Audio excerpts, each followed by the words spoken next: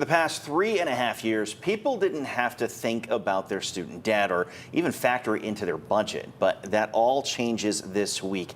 Interest will once again start collecting on student loans this Friday, with payments set to start back up in October. Fox 43's Sarah Williams joins us live from York County with how you can tackle getting all that debt. Good morning.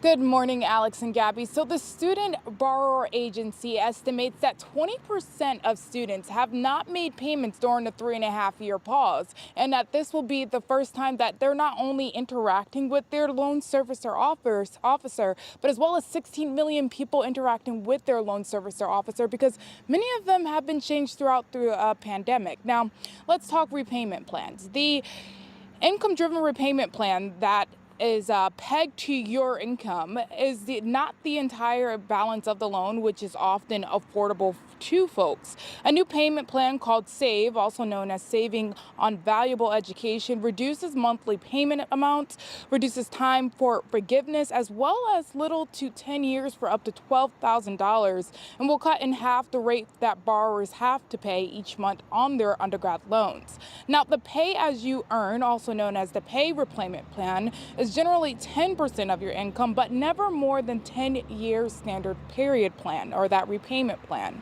Also, the Income Contingent Repayment Plan, also known as the ICR, which is what you would pay on a repayment plan with a fixed income over the course of 12 years, that's adjusted to your annual income.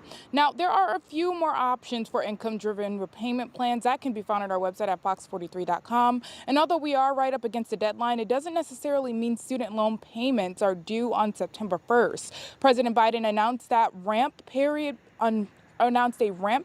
until September 2024, which could ease people back into repayment. What this means is that folks won't be considered delinquent if they miss payments. They won't be, reported to credit bureaus if they miss payments. No one will be placed in default or sent to debt collection agencies for the next year. Of course, the downside of this is that if you don't make payments for the next year, that interest will continue to accrue.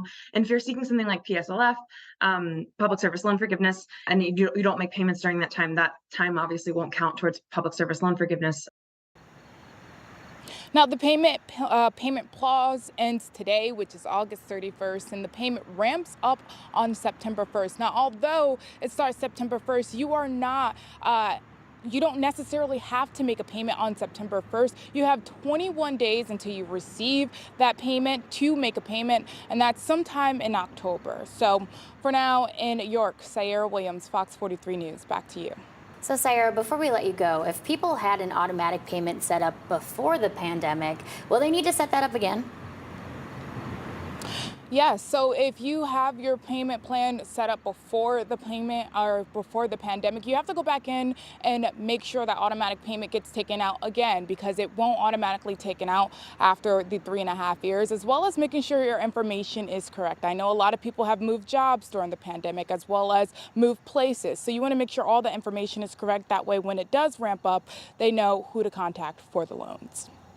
Very important information. Thank you very much, Sarah, and we'll check back in with you in our next hour.